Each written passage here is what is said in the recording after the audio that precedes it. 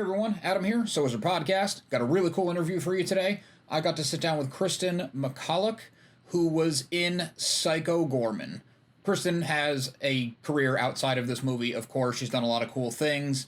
We do talk a bit about her career at large, but Psycho Goreman was an awesome movie, and if you are a So Wizard podcast listener regularly, which you should be, you'll know that pretty much everyone agrees that this was a cool movie. It's a kind of something special that they made. So Kristen gets inside her character and inside how it is to wear one of those costumes and how it was to do some of the stunt work and the choreography and just how this whole insane thing came to be. So I had a ton of fun doing this one. I couldn't wait to get it out to you guys.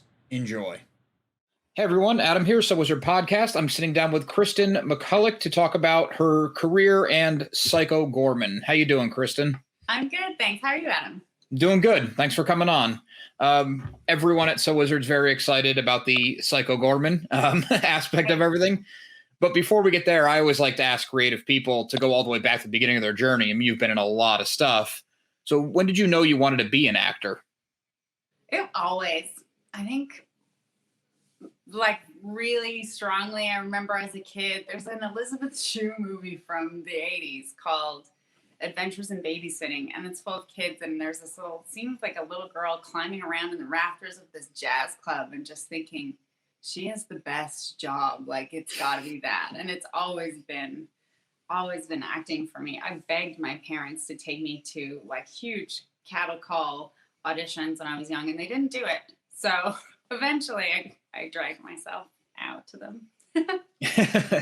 Did they not want to take you as a kid because they said, no, you got to do school, or because the whole cattle call aspect of it, or? They were always supportive, but I think it was because that was like 3 hours away. They're like, no, I don't think so. It wasn't too much. I grew up in Calgary, so there weren't too many, I guess, chances, like auditions out there. And that's just the stuff that comes across your desk, you know, when you're 7. Like this one, Savannah of the Mounties. You know? Please, Mom. Were you able to do like school plays and things like that? I did. I didn't do too many. Yeah, actually, I did. I did do school plays. We're going way back. Yeah. Sorry, it's always interesting to see how people find their way. For sure. I started taking classes when I was about 12. When acting classes. Like, okay, she really does. Like, it's not just the little kid. Like, I want to be on TV. You know, like this is really what she wants to do. So, yeah. And then eventually, I went to Vancouver Film School. Okay. And did some stuff out there. I moved to Montreal for a few years because I wanted to go somewhere else. There was a film industry, and Montreal's very French. So I did a bit of stuff and ended up doing like hand modeling stuff, and eventually realized I really have to go to an English city, because in Montreal, I was bartending. I was like, you can't really call yourself an actor if you're mostly just drinking and occasionally, you know, doing some video game voiceovers and stuff. So I came here to do it, and it's been the right move for sure. I've been in Toronto now for almost 10 years. Oh, awesome. Okay. I find the Montreal film TV scene really interesting because it's strong, but it seems so insular. Is that the right word? Yeah. The thing of all of Montreal is kind of insular. Like it's neat. Everybody really does, because it's this English downtown core, and you kind of just end up knowing everybody in your community because it's such a friendly city. It's like you meet somebody and they're like, oh, you know, like my aunt's brothers, you know, like son-in-law, like let's go to a show together. You know, everybody's instantly your friend. There's this camaraderie. So it's great, but just not a ton of work. I mean, it's 10 years ago now, I guess, since I was there, but there just wasn't enough stuff to keep me there at the time. That makes sense. Yeah, especially 10 years ago, it probably wasn't even as big as it is now, and it's not too giant right now, so. Yeah, and they bring a lot of people over from Toronto, you know? Like, I feel like I'm more likely now to get work shooting there than I was sort of then. Oh, that's kind of funny. Toronto, though, has a great film scene. They do everything there now. And the genre stuff is just popping, like tons and tons of it. It's great, yeah. Yeah, that's true. I think that's where they do all of like the CW superhero shows. Isn't that Toronto? I'm not sure. Oh, Toronto, Vancouver, whatever it is. But it's working out for you, so that's good. So from being a kid who wanted to do it, you started taking acting lessons, doing the school plays, Vancouver Film School. Mm-hmm. What was kind of your step? Like Montreal wasn't working out. You get to Vancouver. Were you with an agent that whole time or the same manager, or were you kind of jumping around, finding your way? I jumped around a bit. I had an agency in Vancouver and I kept them through. I stopped in Calgary and made a quick movie there before I went to Montreal. And they sort of represented me out west, which it didn't really work out for me. Like I kept them for a long time and I've had a few, along the way. I kept my Montreal agent for the first little while that I was in Toronto until eventually she retired. But yeah, it kind of, in my experience, it's better to have someone taking care of everything. You just focus on the work. Yeah. And then I don't have to worry about, who's got jurisdiction over something, if it's filming in a different city. I don't know. The agents don't like it. And it didn't really benefit me to keep my old agents. I found I just sort of fell off their radar anyhow.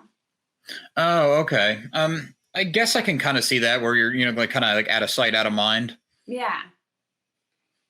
It's weird they wouldn't maybe keep you in their back pocket if they heard of something and that, oh, she happens to be in Toronto. Okay, let's go. But I guess I don't know the business. So that was it. And that was always my hope. And I thought, like, why not have somebody getting me Montreal stuff? They have their ear to the ground there. But yeah, in my experience, it just didn't happen that way. I tend to just work in the city that I'm in.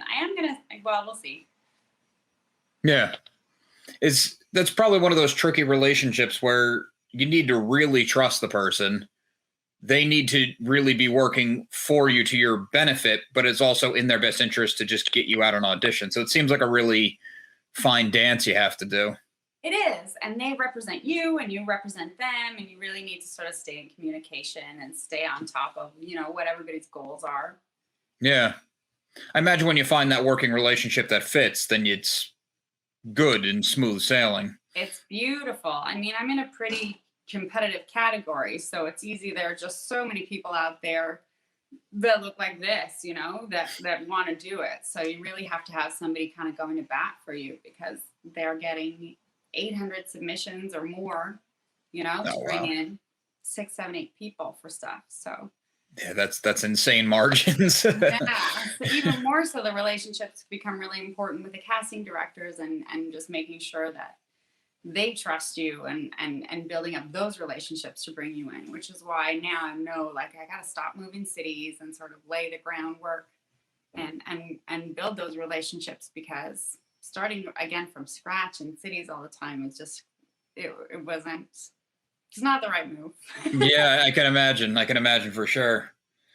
So when you kind of things started getting rolling, was there one project specifically? Like, I'm sure they all laid, a brick in your foundation of what you're doing, but was there one specifically that kind of like took you to that next level, or it felt like it, or it kind of clicked with you more than another?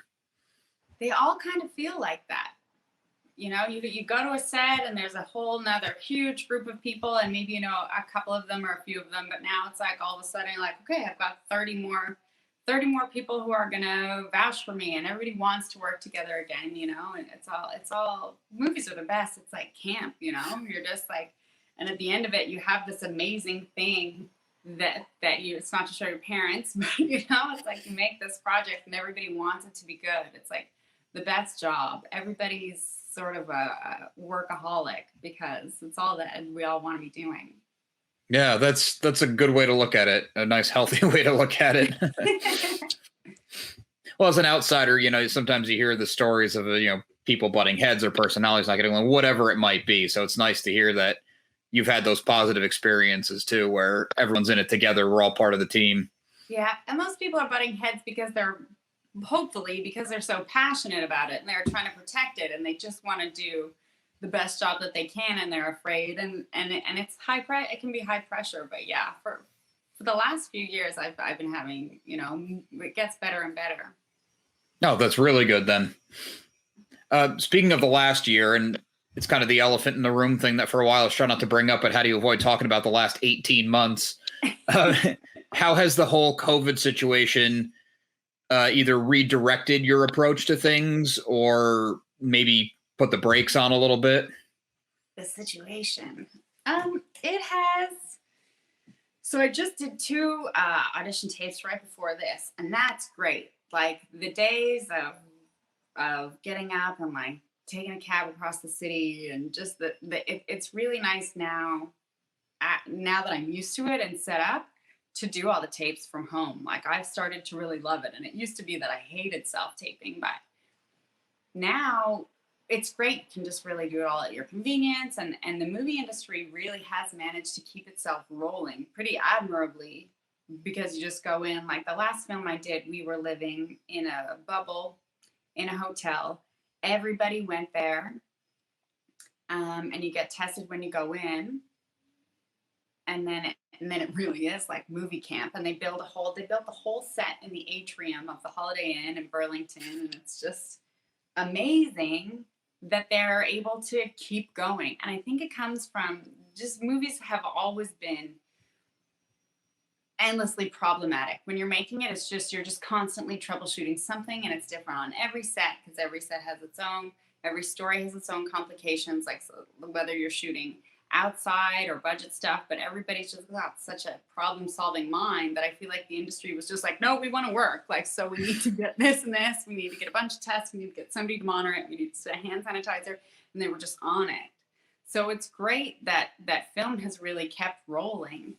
And I think like a lot of people, it sort of made me take stock of what my skills are and how to continue,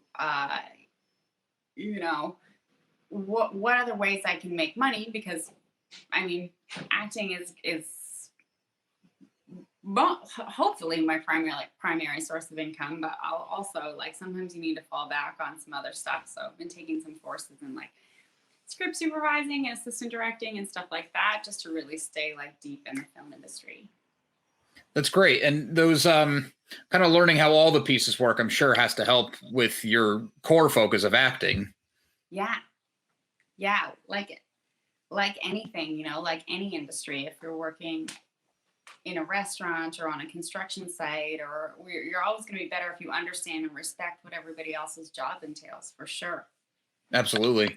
Do you have any, prior to these classes, do you have any behind the camera experience as well?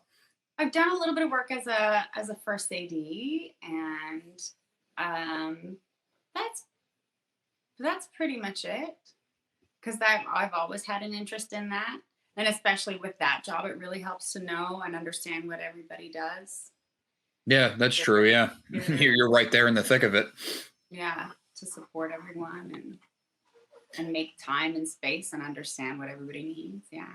Yeah. Are those behind the camera jobs something you're looking to move to, or is it more of your kind of plan B? It's definitely plan B.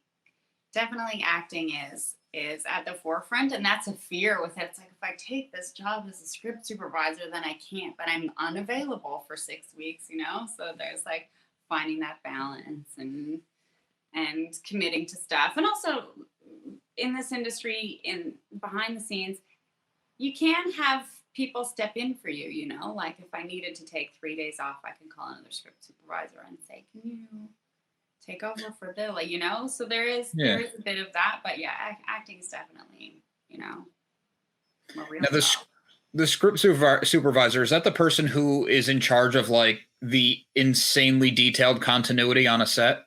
Yeah. Okay. All of that, and they make all of the notes for the editor and which takes and what stuff has to be synced to sound and stuff. It's a very, very intricate, kind of lonely even job. But it sounds really intense. Yeah. Like you blink and you miss something. It is. You do your best. I think the key is to take really good notes and be really prepared, kind of like anything. If you have it all there, it's possible. I mean, people do it. Right. Oh, yeah. It just, it sounds daunting. Yeah, especially when you add more cameras into the mix, if you have 4 cameras and you're trying to watch 4 screens and take notes and be on book for people, it's just like, I don't know. I'm at the beginning of my journey, so we'll see. I'm not there yet. Yeah, that's interesting. That's really interesting. But back to your primary passion, acting. Mhm. Um, we got to get to Psycho Gorman because everybody over here at So Wizard loved it, like loved it. And you had a few different roles in it, so you got to kind of do a lot of different things. Yeah. First off, how did this movie come across your desk? So I got invited to send a self-tape audition. Um, and so somewhere there's footage of me, in my kitchen pretending to strangle Cortex, looking like a human, of course, with my friend Chris, like making choking noises off camera. I don't have it anymore, but I'm sure they have it somewhere. And then they wanted a display of like some athletic prowess. They were looking for somebody who was a fighter or a dancer. They wanted some like choreography. Like, I don't know, I'll just do, I guess, like a time lapse of myself doing a bunch of yoga in my backyard. I was like, fingers crossed, because it sounded amazing. And then I got it. I was like, oh, crazy. They're like, are you sure? I thought I was going in for a callback, but it ended up just afterwards. I was like, I think I already have it. Like, I think that was just a meeting. And they were like, are you really sure? Like, it's going to be uncomfortable. The suit's going to be heavy. Like, you're going to have to do all, it's not going to be pleasant. I was like, I know, I get it. Like, I know, and I can tell that it's worth it. So they were like, okay, come with us. And the rest is, history. Yeah, it's kind of funny. They're almost talking you out of it. Well, but also you don't want to get there and have somebody who's like 5 days in this, heavy, awkward suit who's not fun to be around either, Like, right. Yeah. They lose all that work. There was a lot of like, thank you for, doing all this. Like I said, I would. They're like, yeah, but you would be surprised. Some people don't take to it as well. I mean, it was nothing. Matt in that monster suit really had the worst of it. I could take the top of my head off and stuff, and my wings would come off, and I could live my life. But that guy, I have pictures of him trying to eat chips. Like, he couldn't even use his phone because it's covered in blood. He would get blood all over everything that he touched. He couldn't really hear very well, so he's just sitting in the corner. He couldn't eat because he couldn't really go to the bathroom. The pictures of him trying to throw chips into his mouth. Like, oh, poor Matt. What an angel. That man is the kindest man I've ever met. Those practical effects on all the characters, the monsters in the movie were such a cool throwback. You don't really get to see it a lot anymore. Was that a huge reason why you wanted it, or was it just like the overall challenge of the role? It was, well, I mean, it was exciting from the first part. It was like, who doesn't want to play like a robot alien queen? Especially when you're like, I used to get a lot of, like, I know you're going to win the big game, honey. Like a lot of supportive girlfriend stuff. So if I could be like this powerful, it was incredible. So that was super appealing. But when the first stuff that I shot was the off-planet stuff on planet Gygax. And so I got there and all these creatures are there and there are people, in them, and the tube man puppet is beside me. I was like, I feel like I'm on a Jim Henson production. And this is just amazing, kind of knew from the get-go that was like, this is really going to be something special. And it was all in the script. Like, from the first reading of the script, I was laughing on the couch. I was like, this is the best. Because I'm an 80s kid, 90s kid. I was like, this is and it ended up being, in line with the vision right away. So very cool. Yeah, it was that perfect throwback balance where it's like, look how insane the movies that we grew up on were, but also let's pay it total respect. Like, it really walked that line. Yeah, and the attention to detail, the amount of stuff that Steve would just explain something and you could sort of see question marks in people's faces. And be like, okay, and then he would come back. He would have just made it the night before. He's like, just the sarcophagus kind of thing that they find PG in. He's trying to explain it, and they're like, I don't know. And then so he'll just stay up till 2 and make it, and they're like, oh, it's a huge, like, amazing thing. And he's just like, yeah, you can just whip it up, and it's just bottomless, his imagination. That's awesome. So the costume you had to wear, you said you had a little bit of breathing room in it. How was that to even get on? Is it all like rubber latex? And There were like a couple of suits that went under, and then we would start strapping things onto it. And then this, I don't know, I think it was silicone, this like piece that went from here to here, and then the top would go on. Like the helmet was harder. It would kind of come on and close up here. It didn't take too long. It didn't take too long to get on. By the end, it was a lot faster. We sort of got it all figured out. Thank Chloe Hasley, the angel, put magnets in it because it would always sort of gape a little bit, and it was glue. Like I lost, some hair on my temples. Oh. Comes back. Here comes back. Yeah, and then the wings could come on and off. It would just buckle me all up, so I could take a lot of my stuff off, and then I could have most of it back on in about 10 or 15 minutes. Oh, it's not too bad. Yeah, not bad. Because I can't imagine it was easy to move around in it. The wings were, well, I couldn't really see. So, like, I had Wranglers sort of to get me around the set, because I would just bonk into things. It was like having a drunk toddler just trying to get around sets. So people had to lead me places, and I couldn't always hear that well. But yeah, the eyes, they kept digging them out to be a bit wider, but then we would put them on and it would squish down against the other piece of the costume. I was like, I can't see again. So it's like, well, I'll just try not to fall over a lot of time. How was it delivering dialogue through something like that? So it took some getting used to, because I really had to animate my face. So there was no performance really to the dialogue. It was more just trying to get the mask to move so that they could see it. And then they would do that all later. The girl who did the voice for Pandora is Anna Tierney. I haven't met her. No. But I think it's perfect. It's like, I absolutely love it. I know they wanted to go Imperial. So so that the British accent was perfect, but I love her performance. I'm so glad. I'm so glad that it worked out, because I didn't know what it was going to be, until I went to the cast and crew screening. I was like, yes, she's perfect. That's interesting that you played the character, but until you went to see the actual movie, you had no idea what it would sound like. Yeah, because I had envisioned something more like Saturday Morning, like kind of mean, like a very like cackly kind of evil, and then here is this like bright self-righteous angel. It's like, that was always who she was supposed to be anyway. I think it came together so well. I'm so happy with it. Absolutely. Did you, like, on set, even though they knew they were going to be using a voiceover, did you still have to get the dialogue out for the continuity or of the scene or anything like that?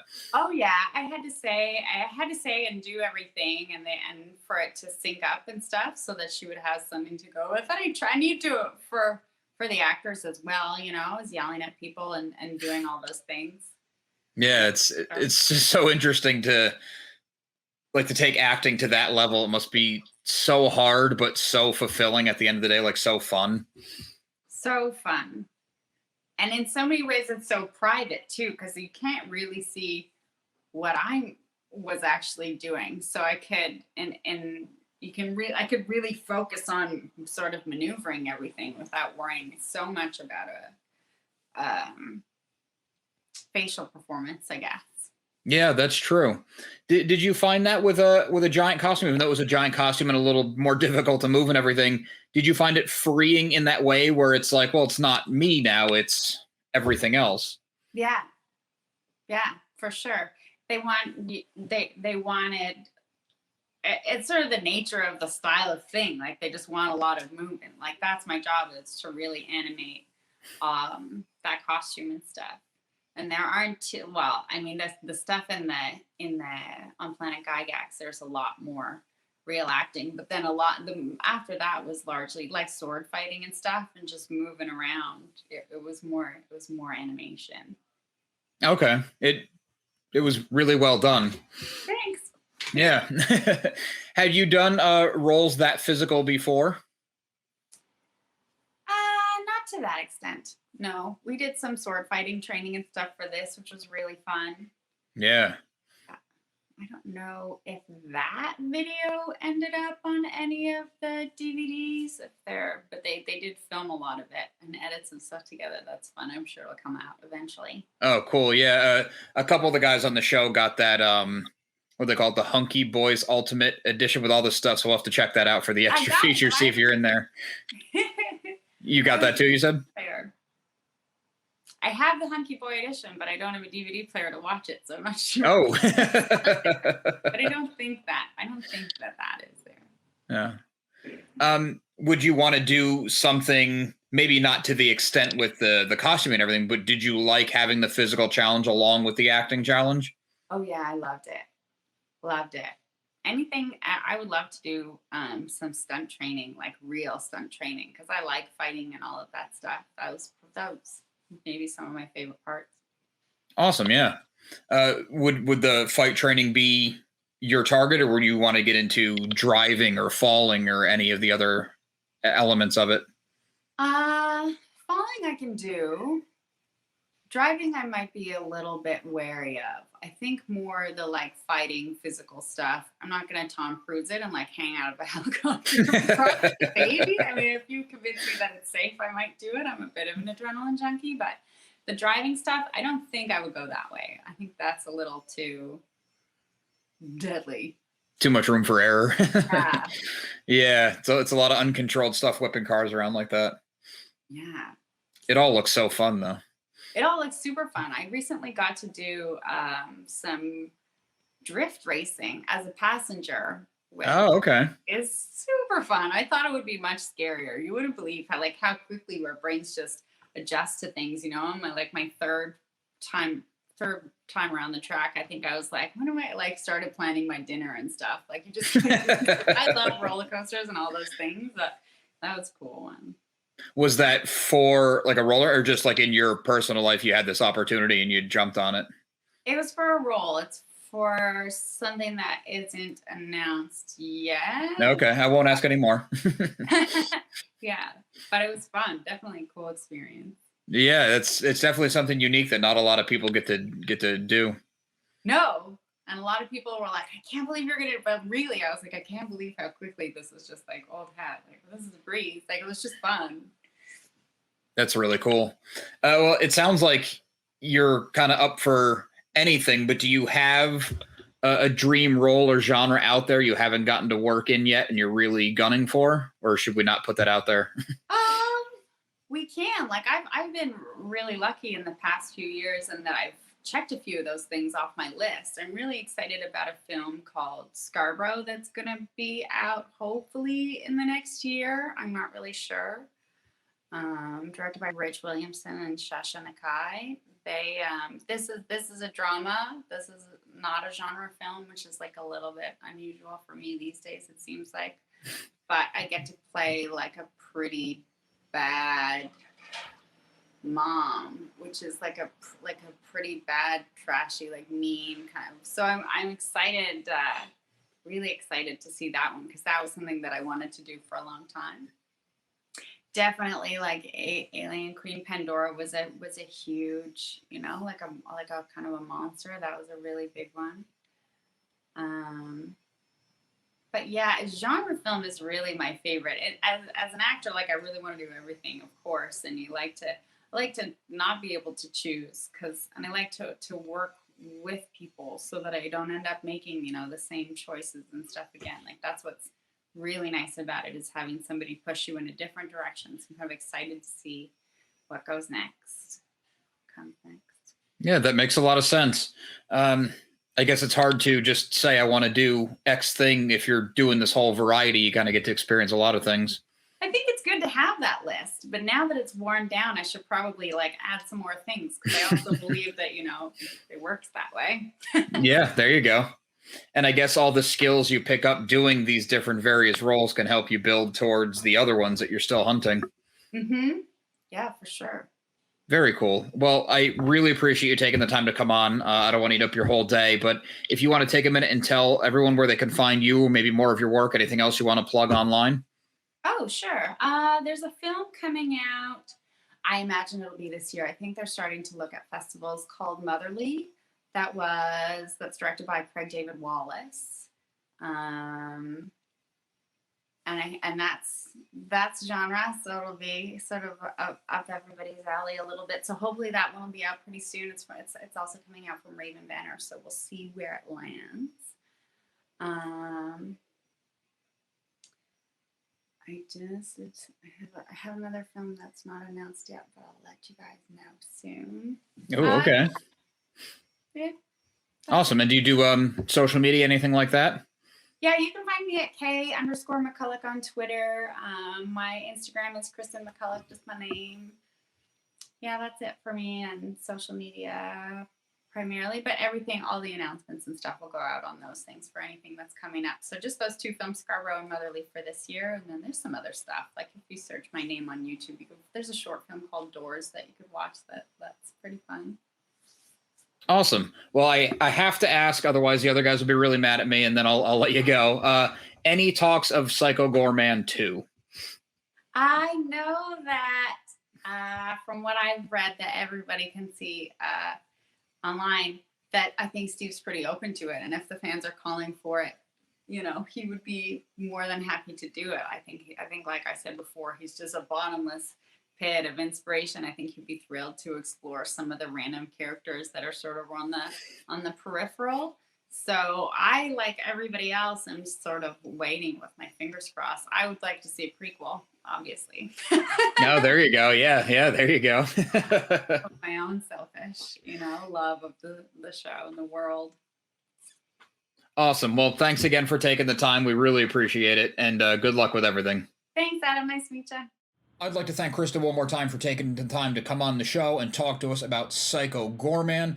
It's available now. If you haven't seen it, check it out. It's a total throwback love letter to 80s kind of larger-than-life monster movies, the kind of thing that when you were a kid you'd run into Blockbuster or Video World or whatever you had around you at the time when we could still get physical media at a rental place. See the insane cover, take it home, and just all hopped up on sugar and eating tons of pizza, absorb this movie and love it. It's awesome across the board. I recommend you check it out, and thank you for checking out the interview with Kristen. Please remember to like and subscribe to our channel. We got a lot more new movie coverage coming your way, a lot more interviews coming your way. We got some comic coverage coming your way, more unboxes coming your way. Make sure you subscribe. You're not going to want to miss out. Also, be sure you listen to So Wizard Podcast every single week wherever you get your podcasts. So Wizard Podcast can also be found on Patreon, where for as little as $1 a month, you get multiple monthly bonus shows. SoWizardPodcast.com is your resource for reviews, recommendations, merchandise, videos, and more. And we love hearing feedback. Drop some note in the comments. Leave us something on social media. All of our accounts will be found after the show and in the show notes. And on a more personal note, a friend and I released a comic book at the beginning of this year. It's an ongoing series called Social Studies. It's a slice of life comedy comic about the high school experience, all the insanity that goes with it, kicked up to sitcom levels of absurdity, and all filtered through the prism of the 90s cartoons that we grew up on and loved and influenced us and our art. Check that out, socialstudiescomic.com. Thanks.